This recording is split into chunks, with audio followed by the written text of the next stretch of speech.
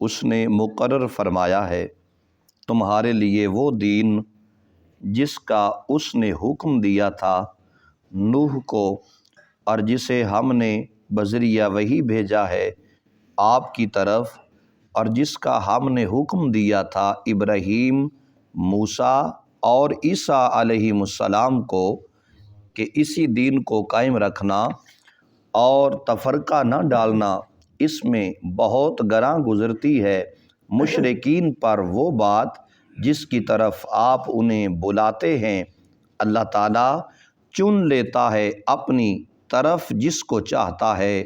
اور ہدایت دیتا ہے اپنی طرف جو اس کی طرف رجوع کرتا ہے۔ محترم حضرات، قرآن کریم فرقان حمید کی ان آیات بینات میں رب ذوالجلال اپنی جلالت شان اور عظمت و کبریائی کا بیان فرما رہا ہے، اور ساتھ اس دین قیم کے قائم کرنے اور قائم رکھنے کا حکم بھی صادر فرمایا جا رہا ہے، اور ارشاد ہے کہ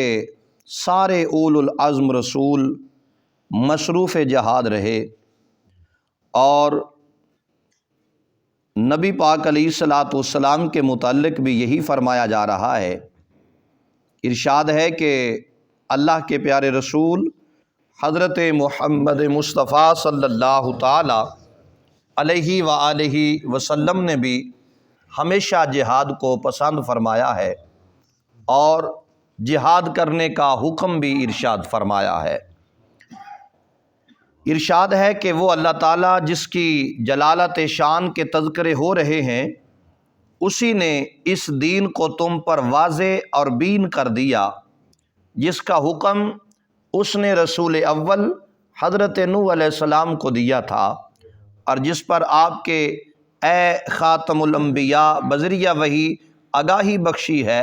اور یہی وہ دین ہے جس کے بارے میں حضرات ابراہیم علیہ السلام، موسیٰ علیہ السلام اور عیسیٰ علیہ السلام کو وصیت فرمائی گئی تھی، اور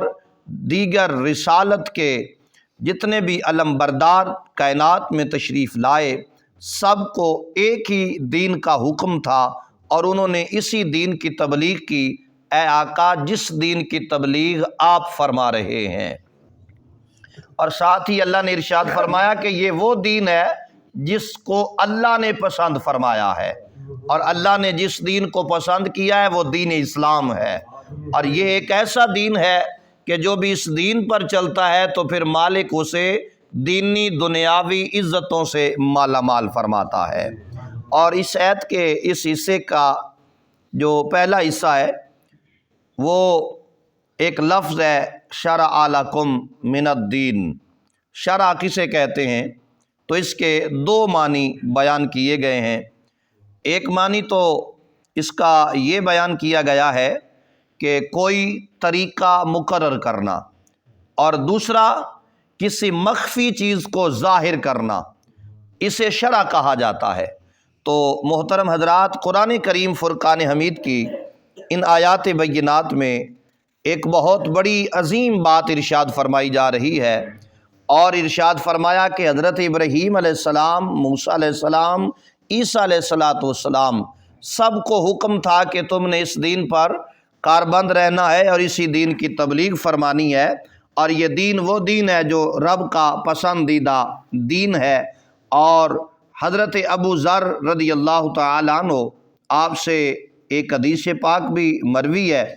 اور حضور نبی پاک علیہ الصلاۃ والسلام نے قرآن کی اس آیت کی تفسیر کے اندر یہ بھی ساتھ ارشاد فرمایا کہ اللہ جیسے ارشاد فرما رہے ہیں نا کہ لا تتفرقوا فی، اور تفرقہ میں نہ ہو جانا، تفرقہ نہ ڈالنا، بلکہ ایک جماعت میں رہنا۔ اگر جماعت میں رہو گے تو اس کا فائدہ تمہیں کیا ہوگا؟ تو پھر قرآن اور حضور کے فرمان نے ہمیں جواب دیا۔ پہلا فرمان نبی پاک کا، اور حضرت ابو ذر رضی اللہ تعالیٰ عنہ اس کے راوی، اس کے مروی ہیں۔ آپ فرماتے ہیں کہ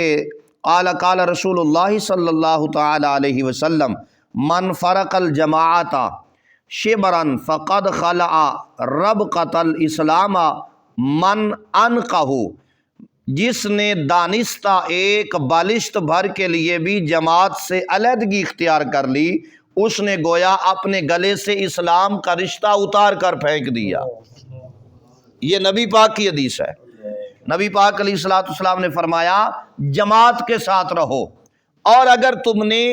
جماعت سے ایک بالشت بھی آگے پیچھے ہونے کی کوشش کی تو یوں سمجھ لینا کہ جیسے ہم نے اسلام کا جو پٹا ہے نا وہ اپنے گلے سے اتار کر پھینک دیا ہے۔ اور حضرت ابن عباس رضی اللہ تعالیٰ عنہ آپ فرماتے ہیں رسول اللہ صلی اللہ تعالیٰ علیہ وآلہ وسلم نے ارشاد فرمایا، قال رسول اللہ صلی اللہ علیہ وسلم ید اللہ علی الجماعت، نبی پاک علیہ الصلوۃ والسلام نے فرمایا اللہ تعالیٰ کی نصرت اور رحمت کا ہاتھ جماعت پر ہے۔ نصرت اور کامیابی کا ہاتھ جو ہے وہ جماعت پر ہوتا ہے۔ حضرت معاذ بن جبل رضی اللہ تعالیٰ عنہ آپ سے ایک بہت ہی پیاری حدیث پاک مروی ہے۔ حضرت امام الانبیاء حضرت محمد مصطفیٰ صلی اللہ تعالیٰ علیہ وآلہ وسلم نے ارشاد فرمایا، اور اس حدیث پاک کو بیان کیا ہے حضرت معاذ بن جبل نے۔ کہتے ہیں کہ رسول اللہ صلی اللہ تعالیٰ علیہ وسلم نے فرمایا جس طرح بکریوں کے لیے بھیڑیا ہوتا ہے، اسی طرح شیطان انسان کے لیے بھیڑیا ہوتا ہے۔ بکریوں کے لیے ایک بھیڑیا ہوتا ہے اور انسانوں کے لیے بھیڑیا ہے وہ شیطان ہے۔ اب آگے حضور نے ارشاد فرمایا بھیڑیا اپنے ریوڑ سے الگ ہو جانے والی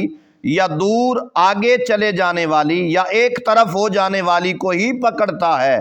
اور میں تمہیں اس بات سے ڈراتا ہوں کہ تم کہیں ادھر ادھر نہ ہو جاؤ۔ تم پر لازم ہے کہ تم جماعت کے ساتھ لوگوں کے درمیان میں رہو تاکہ تم اس شیطان بھیڑیے سے بچ سکو۔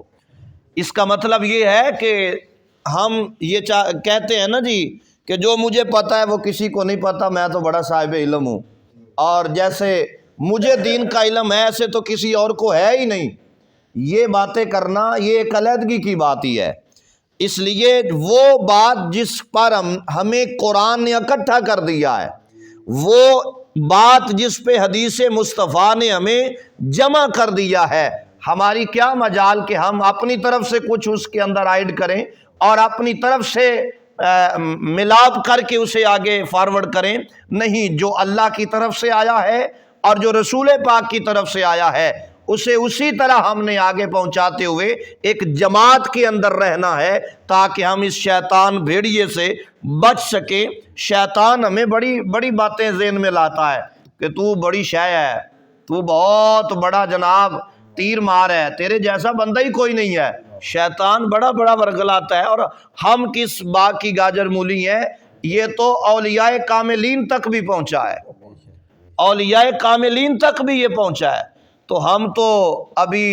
ایک سجدہ جو ہے ہم تو ابھی اسے بھی گراں سمجھتے ہیں، تو وہ جنہوں نے ساری عمر لگا دی اپنے رب کو راضی کرنے کے لیے، یہ بھیڑیا ان تک بھی پہنچا ہے۔ یہ علیحدہ بات ہے کہ ان پر اس کا تیر چلا نہیں ہے اور ہم پر فوراً چل جاتا ہے،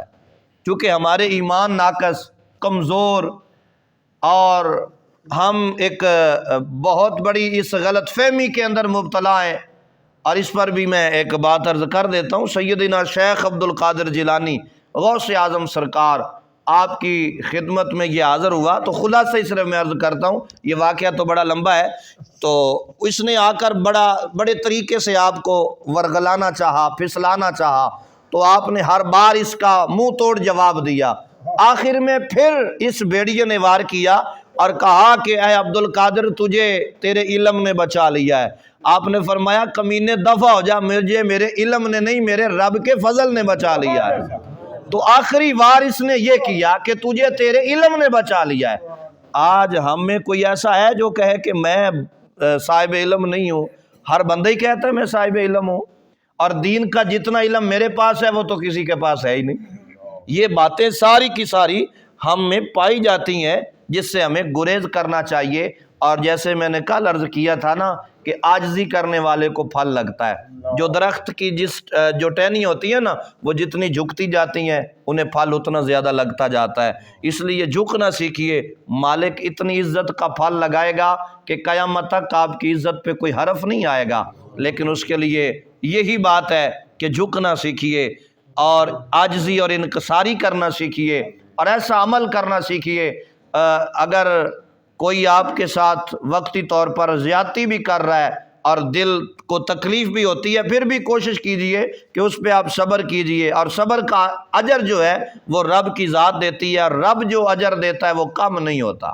وہ ختم ہونے والا نہیں ہوتا۔ زبان کسی کی نہیں روکی جا سکتی، لیکن ہمیں چاہیے کہ ہم صبر و استقامت کا پہاڑ بن جائیں اور ایسے اس انداز میں اپنی زندگی کو گزاریں کہ یہ تو حقیقت ہے، مانیں گے تو یہ جانے کے بعد ہی،